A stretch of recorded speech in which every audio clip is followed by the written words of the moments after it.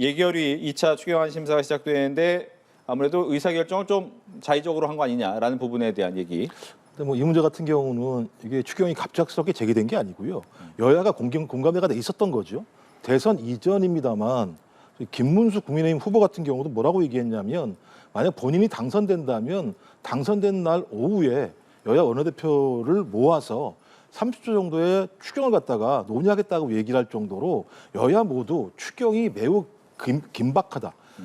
추경을 편성하지 않게 되면 우리 경제, 그다음에 민생이 너무 어려질 수밖에 없다라고 하는 부분들은 서로가 다 공유된 부분이고요. 예산 규모 같은 경우도 30조 정도 쌍방이 얘기했기 때문에 예산 규모도 합의된 겁니다. 그럼 실제로 세부적인 내용에 대한 것인데 국민의힘이 계속 문제 제기하는 건 뭐냐면 현금 살포다.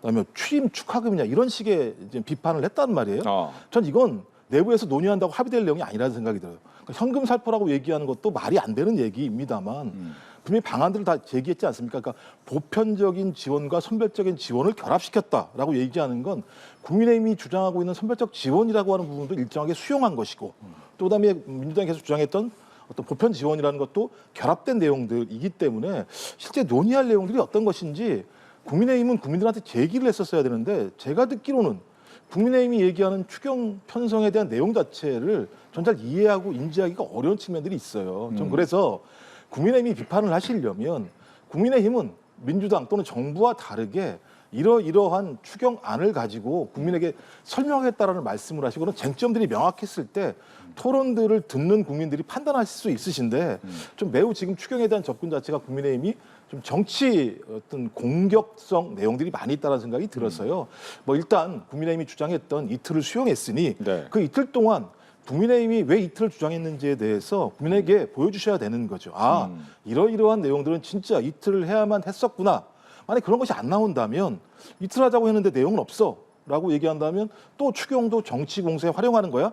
라는 비판을 들을 수밖에 없기 때문에 저는 이틀 동안 국민의힘이 민주당 또는 정부가 제기한 추경이 어떤 것이 문제인지 좀 명확히 밝혀주신다면 좀 국민의힘 주장 자체가 설득력이 있을 거라 생각이 들지만 그렇지 않다면 제가 볼 때는 진짜 그냥 문제 제기를 위한 문제 제기일 수밖에 없다는 생각이 듭니다. 이제 민주당 입장에서는 해명이 됐다라고 하지만 국민의힘 입장에서는 말로만 한 해명이었기 때문에 증거가 좀 부족한 거 아니냐라는 지적을 하는 거죠. 근데 뭐 대부분 인사청문회라고 얘기하는 것이 수사 기능이 없기 때문에 서로가 가지고 나온 자료와 내용들을 가지고 진행을 하는 것이죠. 그리고 가장 중요하게는 소위 지금과 같은 새로운 정부가 등장하게 된 가장 중요한 배경들은 전 정부의 대통령이 내란을 일으킴으로써 6개월 동안 공백이 생겼고 국정이 전혀 돌아가지 않은 상황이었었죠. 소위 조기대선이라는 것 때문에 인수위 절차도 없이 정부가 시작을 했고요. 시작을 한 상황에서 총리가 임명되지 않는다면 국정이 제대로 돌아갈 수 없는 상황들이 분명히 존재한다라고 하는. 그리고 또 국민의힘도 알고 있습니다만 우리 경제가 되게 안 좋고 세계적인 외교적인 문제 같은 경우도 상당히 복잡한 상황이다. 그러면 저는 이런 상황들에 맞게 인준을 빨리 좀 해주는 것이 타당하다라는 생각이 좀 들고요. 두 번째로는 계속 문제가 있다고 말씀하시는데 문제가 있으면 여론이 안 좋아지겠죠. 근데 최근 나오는 여론조사를 보게 되면 총리 문제와 관련해서 소위 인준이 맞다. 뭐 큰 문제가 없다라고 하는 여론이 좀 더 높아가고 있는 상황이라면 국민들 같은 경우도 국민의힘의 주장에 대해서 반응도가 낮은 것 아닌가라는 생각이 들고 또 하나는 정권 초기지 않습니까? 한덕수 총리 같은 경우도 상당히 문제가 많았습니다만 그 당시 민주당 같은 경우는 숫자가 더 많았었죠. 단독으로도 총리 인준을 못하게 할 수 있었음에도 불구하고 정권이 초기이기 때문에 소위 국정이 돌아가게 한다라고 하는 대승적 차원에서 수용한 측면들이 있습니다. 저는 이런 선례들이 분명히 있음에도 불구하고 계속 그렇게 목리를 부리는 건 문제가 있지 않을까 생각이 들고 또 하나는 계속 문제가 있다고 말씀하시는데요. 증빙이 안 된 게 뭔지 잘 모르겠어요. 말씀하신 것처럼 6억을 문제 제기한 것 중에서 4억 중반 이상은 다 대부분 좀 해명이 된 내용들입니다. 말씀하신 내용 같은 경우는 소위 이 장모나 부인의 통장을 다 까라는 말씀을 하시는 거잖아요.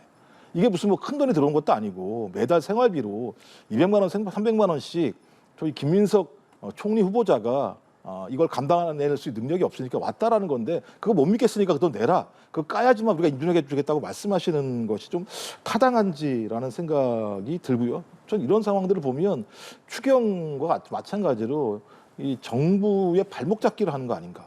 그러니까 적어도 지금 이 상황의 위중함에 대해서 공감하는 수준이 매우 낮은 게 아닌가 생각이 들어서 저는 뭐 계속 말씀드린 대로 대승적 차원에서 정권 초기이기 때문에 추경 문제와 총리 인준 문제 같은 경우는 그걸 인정해주고 나가는 것이 좀 야당이 좀 도와줘야 될 대목처럼 이틀을 해달라고 얘기하면 이틀을 할 수 있겠습니다만 무한정 미루라고 할 수 없는 건 추경 문제 때문에 그렇습니다. 지금 경제가 장난이 아니고 민생은 저희 자영업자 같은 경우는 지금 뭐 죽을 맛인 상황인 이런 처지에서 정부가 할 수 있는 재정 정책들을 추진하지 않는다면 정부가 무능하다는 얘기를 들을 것이고 적소에 적시에 어떤 재정 정책을 펼치지 못한다는 얘기를 들을 수밖에 없기 때문에 저는 뭐 7월 3일이라고 딱 뭐 못을 박을 수는 없겠습니다만 적어도 7월 초에는 추경 문제에 대해 추경 문제가 통과돼야 국민들도 이제 어느 시점들이 되게 되면 우리한테 좀 재정이 풀어주겠구나라고 하는 희망을 가져야 되는 측면이 있어서 저는 뭐 7월 3일이라고 못은 박지 않겠습니다만 그래도 7월 초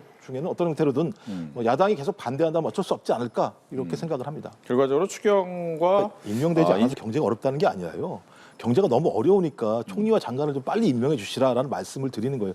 뭐 어떤 형태로든지 총리는 대단히 중요한 자리죠. 대통령 그 다음으로. 그다음에 장관 같은 경우도 마찬가지입니다만 기재부 같은 경우 민주당 입장에서는 어떤 예산과 재정을 좀 나누려고 했었음에도 불구하고 경제가 매우 어려운 상황이니까 기재부 장관들을 임명하는 등 속도를 내는 측면들이 있거든요. 그러니까 저는 적어도 이 문제와 관련해서 여야가 서로의 입장차를 강조할 것이 아니라 지금 민생, 국민이 얼마나 어려운가를 따져서 합의 가능한 목들에 대해서는 빨리빨리 합의해주고 합의가 안 되는 부분, 뭐 말씀하신 것처럼 합의가 안 되는 부분 같은 경우도 민주당 입장에서는 속도를 내야 되고 정부 입장에서 속도를 내야 되니까 추진을 하겠습니다만 전 적어도 이 어떤 속도와 문제와 관련해서 국민의힘이 이러이러한 문제가 어떤 것인지 정확히 좀 국민들한테 각인시킬 수 있는 내용들을 말씀하셔야 되는데 아까도 말씀드렸지만 추경 같은 경우도 뭐가 문제인 거야 실제로.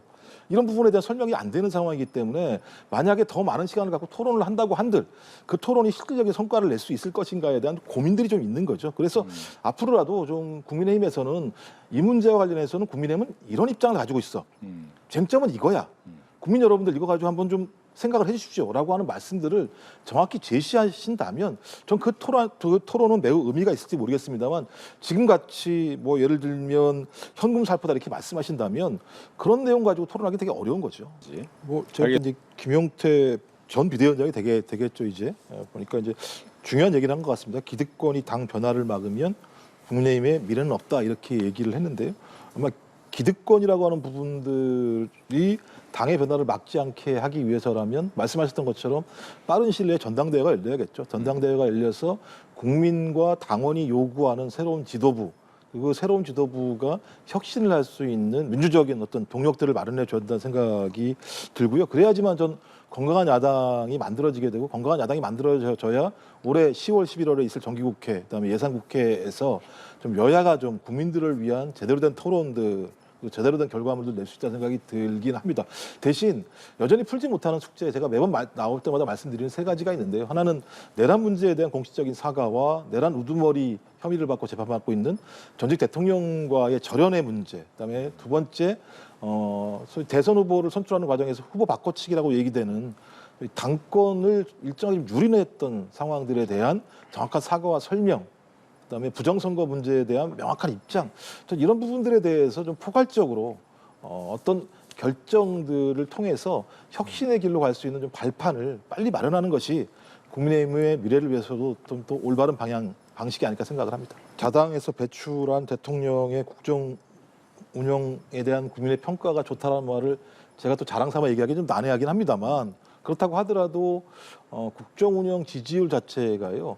시간이 지나면 맨 처음에 취임 초기보다는 아래로 하향하는 어떤 흐름들이 많았었는데 이번 같은 경우는 오히려 우상향을 하고 있다는 측면에서 취임에 대한 기대감만큼 이재명 대통령이 국정 운영을 하고 있다라고 하는 국민적 공감대가 좀 넓어진다는 측면에서는 의미 있는 것 같다. 적어도 이 위기 상황에서는 리더라고 하는 대통령에 대한 국정 운영 지지율이 우상향했을 때 그 힘을 가지고 국민들이 단합된 어떤 앞으로 나갈 수 있다는 생각이 들기 때문에 그건 좀 매우 유의미하다는 생각이 들고 이런 흐름들을 만들어준 국민의 참뜻을 잊지 않고 이재명 대통령과 그다음에 새롭게 지금 인준을 받게 될 총리, 그다음에 임명될 장관들이 최선을 다해야겠죠. 우리 초반에 보여왔던 비서실장과 대변인이 거의 피곤에 쩔어서 일을 했던 것처럼 뭐 꼭 그렇게까지는 아니더라도 국민의 최선의 일을 다 해주신다면 국정운영 지지율이 높다라고 하는 건 국정 운영을 더 수월하게 할 수 있다는 측면들이 있고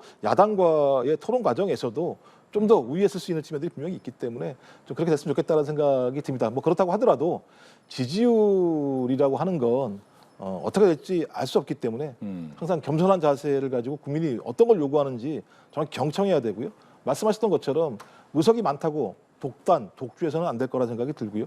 그다음에 적시 중요한 순간마다 정부가 무엇을 해야 되는지 그런 것들을 국민에게 잘 보여줘야 된다는 생각이 들어서 아직까지는 잘 하고 있다. 근데 앞으로 더 잘해야 된다 이렇게 생각을 합니다. 한 후보자의 추가 인선 지명이 있었습니다. 기재부, 법무부, 행안부 등 이른바 이번 정부의 핵심 지역이죠. 이제 핵심 부서의 후보자들이 나왔습니다. 특히 개혁을 완수해야 될 분야에 대한 후보자였기 때문에 관심이 많았는데 민주당 내에서 어떻게 평가하고 있습니까? 일단 투트랙으로 접근한 것 같습니다. 말씀하셨던 것처럼 이번 정부가 등장하게 된 배경 속에서 가장 중요한 요인 중에 하나는 검찰 개혁이라고 하는 측면들이 있을 수밖에 없기 때문에 검찰 개혁이라고 하는 큰 틀에서 이것을 진행해야 될 그 법무부와 행정안전부 같은 경우는 이재명 대통령의 뜻을 가장 잘 알고 가장 오랜 기간 동안 같이 호흡을 맞춰왔던 중량감 있는 인사를 앉힘으로써 실제로 그 자리에는 대통령이 임명한 사람이 가 있지만 실제로는 이재명 대통령이 가 있는 것 같은 느낌을 주도록 함으로써 개혁 추진들의 동력들을 확보하려고 하는 측면이 있었던 것 같고요. 이 기재부를 비롯한 다른 장관, 소위 이제 경제부처 같은 경우는 안정성과 전문성을 그리고 또 실용성을 강조한 것 같습니다. 만약에 이런 자리 같은 경우 뭐 국회의원, 그러니까 민주당 국회의원 앉았을 경우는 논란이 생길 수 있거든요. 근데 그런 것이 아니라 그 분야에서 상당히 성공했고 안정적이었던 관료 출신이나 사장 출신들을 그 자리에 앉힘으로써 국민들이 봤을 때 민생을 살리려고 하는구나. 경제를 살리려고 하는구나라는 생각들을 갖게 함으로써 이데올로기적인 예를 들면 논란이 발생하지 않도록 한 측면이 있는 것 같다는 생각이 들어서 아무튼 적절한 배합이라는 생각이 들고요. 이런 적절한 배합은 뭐 이미 일관되게 얘기했던 실용과 능력 위주를 통해서 적재적소에 사람들을 배치하겠다라고 하는 이재명식 어떤 인사 철학이라고 하는 부분이 녹아있다는 생각이 들어서 이렇게 임명했습니다만 제일 중요한 건 일 잘해야죠. 네. 임명된 다음에. 알겠습니다. 분들도 계시지만 예. 8명이면 좀 많긴 많아요. 예, 뭐 그렇게 느낄 수도 있을 것 같은데 네. 또 특수하죠. 말씀하셨던 것처럼 내란 이후에 대통령이 파면되면서 소위 조기 대선이 펼쳐지게 됐고 조기 대선뿐만 아니라 갑자기 경제 상황도 너무 안 좋은 상황. 그러니까 복합 위기 상황들이 존재했었는데 인수위도 없었기 때문에 뭘 준비할 수 있는 여력이 없는 상황이죠. 뭐 초반만 하더라도 인사 검증하던 예를 실무자 같은 경우가 뭐 쓰러지는 일까지 벌어질 정도의 상황이었었기 때문에 저 그래서 이 상황 자체들은 인수위가 존재하지 않았기 때문에 검증 같은 경우도 상당 부분 예를 들면 제대로 하기 어려운 이런 조건들이 있어서 그나마 지금 검증됐다고 얘기할 수 있는 국회의원들을 그리고 또 본인이 이제 당대표를 한 3년 동안 했었기 때문에 지금거리에서 다 봐왔던 사람이지 않겠습니까? 그러니 능력도 확인됐고 그다음에 그 개인의 어떤 여러 가지 면 같은 경우도 대통령 스스로가 검증을 했던 측면들이 있기 때문에 이런 인물들을 초기 위기 상황에 배치할 수밖에 없었던 상황적인 조건이 있었다 생각이 들고요. 또 배치된 인물들 같은 경우 제가 봐도 능력상으로는 그렇게 밀릴 만한 사람들은 아니다라는 거고 또 이분들 같은 경우는 다른 분들은 모르겠습니다만 국민들이 3번 내지 5번 정도 대부분 다 선거를 통해서 인사 검증을 하신 분들이기 때문에 큰 문제는 없다. 이제 문제 핵심은 대통령이 얘기하는 만큼 위기에 대처할 만한 본인들의 능력들을 부처에서 얼마나 잘 보여줄 수 있을 것인가라고 하는 측면. 그다음에 또 관료 사회라고 하는 부분들과 어떻게 잘 어울려서 부처를 잘 운영할 수 있을 것인가라는 문제와 관련된 과제들에 대해서는 문제 제기할 수 있을 거라는 생각이 들고요. 그 부분은 제가 볼 때는 야당이 두는 부릅뜨고 비판해 주시면 가시는 장관들 같은 경우도 정신 차리고 일 잘하시지 않을까 생각이 들어서 저는 뭐 임명 이후에도 우리의 견제는 인사청문회 이전으로 끝나는 게 아니라 이후에도 계속 돼야 한다는 생각이 들고요. 야당이 그런 역할을 잘 해줬으면 좋겠습니다. 네.